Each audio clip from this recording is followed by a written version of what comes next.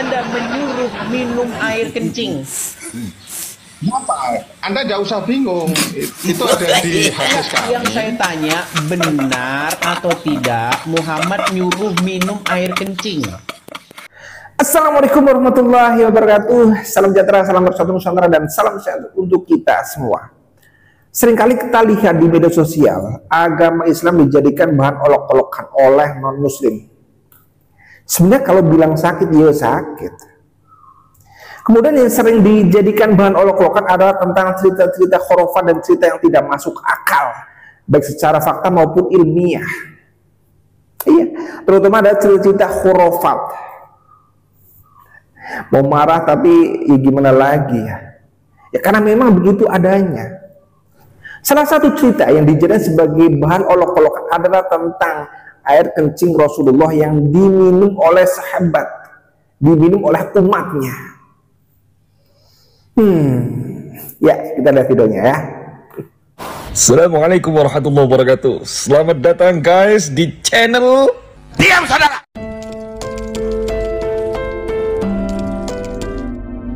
Ada lagi yang lebih ekstrim. Masih boleh diterusin nggak nih? Satu waktu, setiap malam itu Nabi kalau pipis ditaruh satu bejana. Bejananya ditaruh di bawah tempat tidur.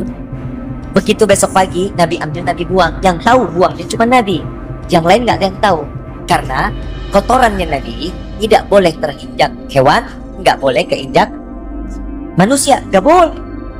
Satu waktu Nabi pergi ngajar lebih dulu, pulangnya baru mau dibuang. Begitu pulang melihat bawahnya udah nggak ada. Ditanya, wahai Aisyah, ngelihat nggak bejana yang ada di bawah tempat tidur? Nggak lihat ya Rasulullah. Coba ditanya ke Ummu Yusuf, wahai Ummu Yusuf ini khadamahnya Nabi, pembantu perempuannya Nabi, namanya Ummu Yusuf. Dipanggil, wahai Ummu Yusuf, ngelihat gak bejana yang di bawah tempat tidur? Lihat ya Rasulullah. Mana? Diambilin. Ini ya Rasulullah. Nabi tanya, isinya mana? Aku buang ya Rasulullah. Buang kemana? Buang ke sini ya Rasulullah.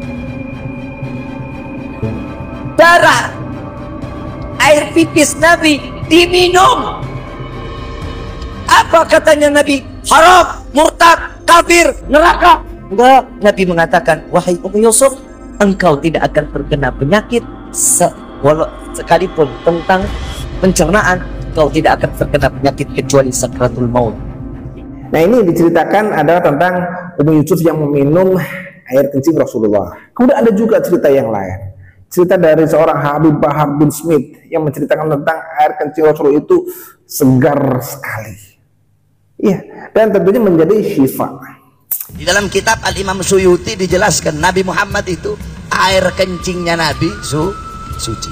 Air kencingnya Nabi suci, nggak sama kayak air kencingnya kita, saudara-saudara. Pernah satu waktu Nabi Muhammad kencing, air kencingnya beliau taruh di satu wadah, beliau taruh di satu tempat. Nggak sengaja ada satu orang sahabat perempuan, dia nggak sengaja dia ambil itu wadah, dia minum.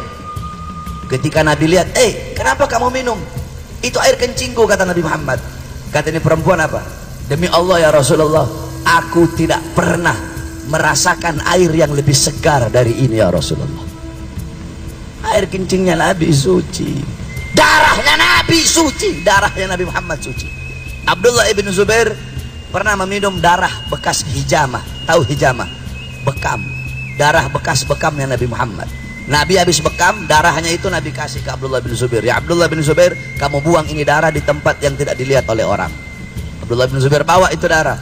Dia lihat nggak ada orang, dia minum darah Nabi Muhammad. Dia pergi lagi ke Rasulullah. Ya Rasulullah, sudah aku buang di tempat yang tidak dilihat oleh orang. Di mana kau buang? Di perutku ya Rasulullah. Kenapa kamu? Kan nggak dilihat orang ini ya Rasulullah. Kata Rasulullah apa? Haram jasadmu disentuh api neraka. Darahnya Nabi suci, kencingnya Nabi suci, apalagi hatinya baginda Nabi besar Muhammad. Makanya kalau ngomong itu berdasarkan kitab. Kalau mau belajar, jangan belajar di Google kamu. Belajar sama kitab-kitab salah. Tapi apakah seperti itu? Karena kalau dilihat para dai, para ulama, para ustadz, para kiai, itu jarang sekali yang bercerita tentang masalah air kencingnya Rasul yang diminum oleh orang lain, oleh para sahabat. Jarang, nyaris nggak ada bahkan. Bahkan saya mendengar cerita ini pun dari para Habib Alwi. Tapi entah modusnya apa, Habib Alwi itu selalu bercerita tentang kisah-kisah khurafat yang tidak bisa dinalar. Iya, kalaupun tentang masalah ghaib kita harus percaya kepada masalah ghaib, oke. Tapi kalau cerita khurafat yang tidak melalui ilmu begitu ya, ini adalah konyol. Bahkan efeknya adalah bisa dijadikan sebagai bahan olok-olokan oleh agama lain atau yang tidak sepaham dengan Islam. Ini fakta. Dan apakah benar? Apakah hadis tersebut itu sahih atau dhaif? Kita lihat ya, ini alasannya. Mari kita lihat hadisnya. Beliau mengatakan bahwa Rasulullah Shallallahu Alaihi Wasallam satu malam bangun dari tidurnya mencari fakhara, semacam bejana atau gentong kecil yang memang biasa beliau gunakan untuk menampung sementara air kencingnya. Lalu beliau kencing di situ untuk kemudian dibuang di pagi harinya. Kemudian Ummu Aiman mengatakan, aku kehausan dan aku bangun juga. Aku kemudian meminum apa yang ada di gentong kecil tersebut dan aku tidak menyadarinya. Saat berada di pagi hari, Rasulullah berkata, wahai Ummu Aiman, buanglah air kencing yang semalam aku letakkan atau taruh di mana, di gerabah atau di gentong kecil tadi. Kemudian Ummu Aiman berkata, wallahi syaribtu ma fiha, demi Allah aku telah meminum apa yang ada di dalam gentong kecil tadi, Rasulullah. Maka Rasulullah dhahika, tertawa sampai kelihatan gigi-giginya, gigi gerahamnya. Kemudian beliau berkata, ama innaki la tattaji'ina batnaka abadan, demi Allah atau sesungguhnya engkau wahai Ummu Aiman tidak akan merasa lapar selama-lamanya. Nah, bagaimana tinjauan para ulama mengenai hadis ini? Mereka mengatakan isnadul hadithi dhaifun. Sanad hadis ini dhaif, lemah. Kenapa? Ada dua alasan. Yang pertama, adanya al-inqita', keterputusan antara Nubaih al-Anazi dengan Ummu Aiman, tidak pernah berjumpa. Alasan yang kedua adalah Abu Malik an-Nakhai yang namanya adalah Abdul Malik ibn Husain disepakati kelemahannya oleh para ulama. Di antaranya Al-Imam An-Nasai mengatakan matruk. Dia adalah perawi yang ditinggalkan, tidak dipakai hadisnya. Kemudian Abu Hatim Ar-Razi mengatakan dhaiful hadis. Hadisnya lemah. Amr ibn Ali mengatakan dhaifun munkarul hadis, lemah dan mungkar hadisnya. Pernyataan tadi terletak di dalam kitab Ad-Du'afa wal Matrukin karya Al-Imam An-Nasai, juga ada di dalam Al-Jarh wa Ta'dil karya Ibnu Abi Hatim dan Tahdhibut Tahdhib karya Al-Imam Ibnu Hajar. Al-Hafidz Ibnu Hajar mengatakan Abu Malik dhaifun wa Nubaih lam yalhaq Umma Aiman. Abu Malik itu dhaif, sedangkan Nubaih tidak pernah berjumpa dengan Ummu Aiman. Di dalam At-Talkhis Al-Habir fi Takhrij Al-Ahadits Ar-Rafi'i Al-Kabir, jilid ke-1 halaman 171. Ada jalur lain, Abu Malik meriwayatkan hadis tersebut dari jalur Ya'la ibn Atha, dari Walid ibn Abdurrahman, dari Ummu Aiman. Namun juga dikomentari oleh Al-Imam Ad-Darqutni di dalam Al-Ilal Al-Mutanahiyah bahwasanya Abu Malik dhaifun walid tirafihi min jihatihi.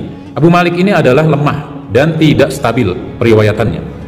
Jadi kesimpulannya teman-teman sekalian, hadis pertama adalah hadis yang dhaif, tidak bisa dijadikan hujjah atau dalil bahwa air seni Nabi adalah tahir atau suci. Nah, sudah dijelaskan bahwa hadis tersebut itu adalah hadis dhaif.